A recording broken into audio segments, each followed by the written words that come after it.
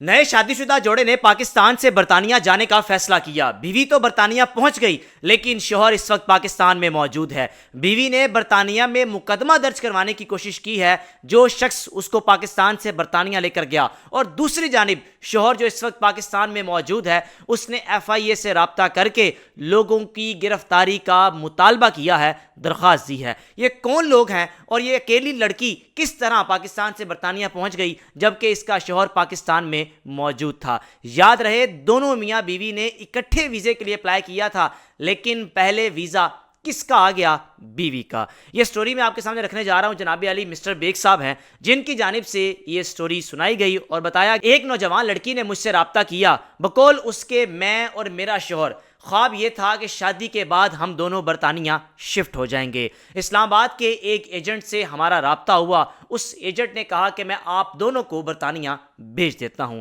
अगर शौहर की बात की जाए तो एक शरीफ इंसान था, बीवी भी शरीफ थी, यानी दोनों मियाँ बीवी एक दूसरे के साथ लॉयल थे। अब जनाब अली खातून के साथ उस एजेंट ने पर्सनल राब्ता किया और कहा कि आप मेरे साथ मुलाकात करें, मैं आपसे एक चीज़ डिस्कस करना चाहता हूं।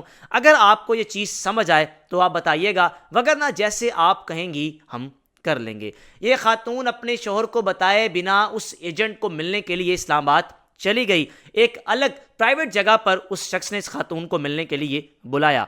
पहले तो ये कहा कि बात सुनो, मामला कुछ यूं है, आप दोनों मियाँ बीवी का वीज़ा एक साथ अप्लाई नहीं हो सकता। आपको मैं एक सजेशन देता हूं, सबसे पहले आप खुद जाएं और जाकर अपने शौहर को वीज़ा स्पॉन्सर करें। उस शख्स ने कहा कि मैं आपको ये मशवरा क्यों दे रहा हूं, यानी ये मशवरा तो दे रहा हूं कि पहले आप जाएं, मैं शौहर को भेजने का मशवरा क्यों नहीं दे रहा। उसकी वजह यह है कि मर्द वहां जाकर बदल जाते हैं, दूसरी शादी कर लेते हैं, वहां की रंग रंगीलियां देखते हैं, जिस वजह से वो अपनी बीवियों को अपने पास नहीं बुलाते। लेकिन आप तो अपने खावंद से मोहब्बत करती हैं, आप तो वहां जाकर नहीं बदलेंगी, इसलिए मैं पहले आपका वीज़ा अप्लाई करता हूं। आप अपने शौहर को एग्री करें, और अगर वो एग्री होता है तो आपको हम सबसे पहले बरतानिया भेज देते हैं।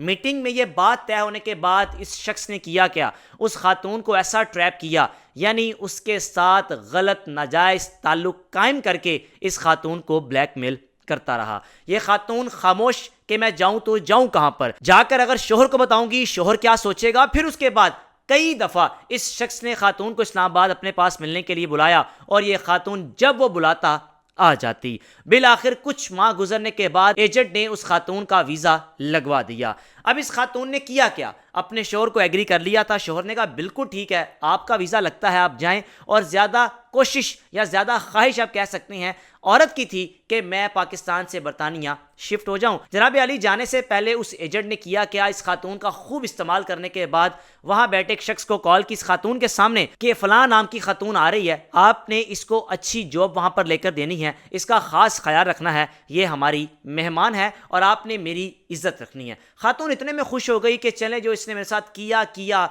मैं क्या कर सकती हूँ, कहाँ जाऊं, किसके आगे जाकर सर पीटूं। कुछ अपनी गलतियां, कुछ ये कह सकते हैं कि यूके जाने की ख्वाहिश, और उस ख्वाहिश ने क्या कुछ करवा दिया। जनाब अली खातून पाकिस्तान से बरतानिया पहुंची, और बरतानिया जिन दो लोगों ने रिसीव किया वही हरकतें उन दो लोगों ने इस खातून के साथ की जो इस्लामाबाद में बैठा एक एजेंट कर रहा था। 3 से 4 दिन बाद वो एजेंट भी पाकिस्तान से बरतानिया पहुंच गया।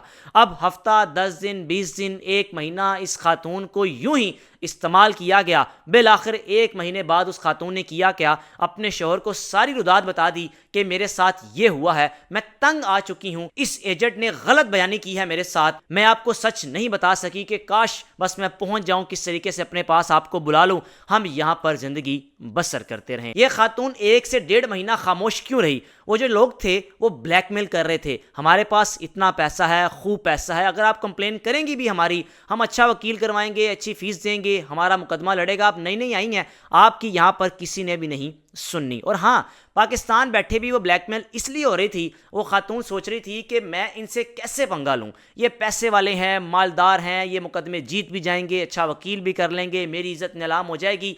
बजाय अगर आज 4 दीवारी के अंदर जो मेरे साथ हुआ, इसको 4 दीवारी के अंदर रहने दूँ और मैं खामोशी से किसी तरीके से बरतानिया पहुँच जाऊँ। अब वहाँ पहुँच कर महीना 1.5 महीना ये मुसलसल बर्दाश्त کرتی رہی۔ جب حالات ناقابل برداشت ہوئے تو سارا سچ اپنے خاوند کے آگے رکھا اور کہا کہ میں اس وقت ایک ایسی جگہ پر آ چکی ہوں، وہ میرے پاس نہیں ہے، میں بھاگ چکی ہوں اور نئی جگہ تلاش کر رہی ہوں۔ بے شک میرے پاس 1 سال کا ورک پرمٹ ہے، لیکن میں کروں تو کروں کیا؟ مجھے جاب پر نہیں جانے دیتے، میرا مسلسل استحصال کیا جا رہا ہے، استعمال کیا جا رہا ہے، بتاؤ میں کہاں پر جاؤں؟ خاوند نے اپنی بیوی کو حوصلہ دیا، بجائے اس پر غصے کا اظہار کرتا یا اس کو کہتا کہ تم غلط عورت نکلی، تم نے کیا کیا، تم نے ویزے کے لیے کیا کچھ کر لیا، عزت نیلام کر دی۔ اس نے کہا کہ مجھے معلوم ہے یہ تم نے سب کچھ جان بوجھ کر نہیں کیا، تم سے کروایا گیا اور تم اس بلیک میلنگ کا شکار ہو گئی۔ اب آگے بڑھنا ہے، آگے کچھ یوں بڑھنا ہے کہ تم ہمت کر کے کسی طریقے سے پولیس سے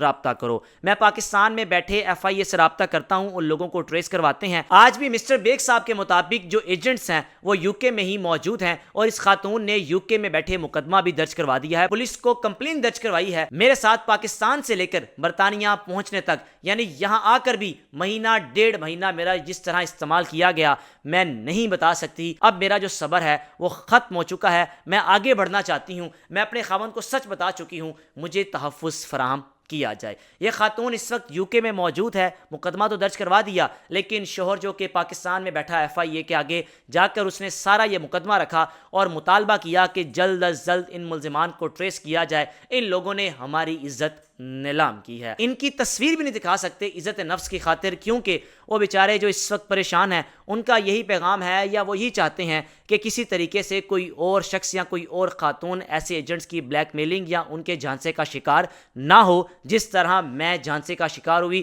صرف لالچ یہ تھا کہ UK چلی جاؤں، پہلے پہنچ کر میں خاوند کے لیے ویزا اپلائی کروں، مجھے نہیں معلوم تھا کہ ایسا میرے ساتھ ہوگا۔ اب اس خاتون کے بارے میں رائے کا لازمی اظہار کیجیے گا۔ جو شوہر ہے وہ پاکستان میں بیٹھا اس وقت مقدمہ درج کروا کے آگے لے کر چل رہا ہے مقدمے کو، اور خاتون بیٹھی UK میں اپنے اس مقدمے کو آگے لے کر چل رہی ہے۔ رائے کا لازمی اظہار کیجیے گا کہ آپ کے خیال سے غلط کون ہے؟ لالچ مار گئی، UK کا ویزا مار گیا، یعنی UK جانے کی لالچ، یا پھر معاملہ کچھ اور؟ میزبان کو اجازت دیجیے، اللہ حافظ۔